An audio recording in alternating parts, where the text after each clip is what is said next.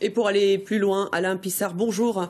Bonjour. Vous êtes secrétaire départemental unité SGP Police FO pour la Vienne. En fait, c'est la police nationale. Comment, justement, votre syndicat, jugez-vous, cette nouvelle d'armer, et puis ce développement d'armer les polices municipales? Alors, il s'agit d'une revendication légitime de la part des policiers municipaux. Vous êtes donc d'accord?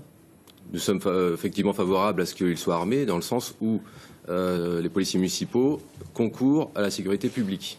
Ils sont en uniforme sur la voie publique, ils font des interventions, ils peuvent faire face à des individus armés, voire lourdement armés, et à ce titre, ils ont aussi besoin de se protéger.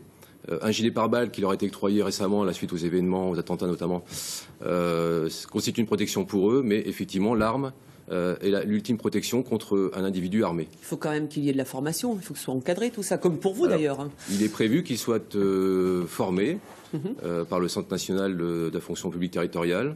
Donc il est prévu qu'ils subissent des formations comme les policiers nationaux, des entraînements au tir, et donc qu'ils soient effectivement je veux dire encadrés.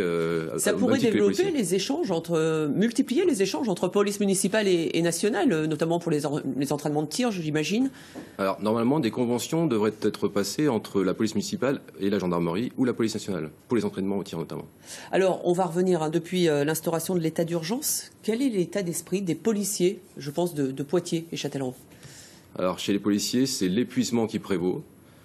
L'état d'urgence impose un haut niveau opérationnel sur le terrain, sur la voie publique. Les policiers sont fortement mobilisés, mais déjà depuis avant les attentats, c'est-à-dire que depuis de novembre, je veux dire depuis donc début de l'année 2015.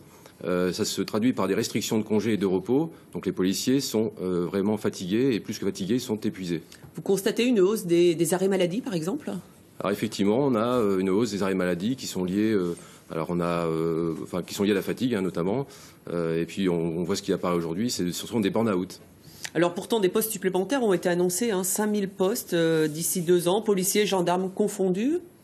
Alors en fait, ce sont 2700 postes pour la police nationale. Malheureusement, nous allons devoir patienter puisque la formation va débuter en 2016. Donc il faut tenir. Alors il faut tenir. Une bonne nouvelle, c'est que récemment, nous venons de tenir que les anciens ADS, donc les anciens employés jeunes de la police, aient une formation réduite à 6 mois, puisqu'ils ont déjà bénéficié d'une formation initiale. Donc ce qui veut dire qu'ils arriveront sur le terrain plus rapidement que s'ils avaient dû faire 1 an. La grogne est en train de monter. Vous aviez déjà manifesté à Angoulême et à Poitiers pour dénoncer le manque de moyens le 14 octobre dernier. Une nouvelle grève est possible, même dans cet état d'urgence? C'est tout à fait possible. Pour l'instant, nous avons entamé un dialogue social qui se traduit notamment, parce que là on est confronté à aussi les restrictions de congés pour 2016, donc la situation perdure. Néanmoins, sur le matériel, sur les effectifs, le dialogue social est établi. Mais pas sur les congés, quoi. Mais sur les congés, alors localement, la hiérarchie est tout à fait consciente de l'épuisement des fonctionnaires. Donc en fait, on demande des assouplissements qu'on devrait obtenir au cours de l'année 2016. Merci beaucoup Alain Pissard d'avoir répondu à nos questions en direct ce midi.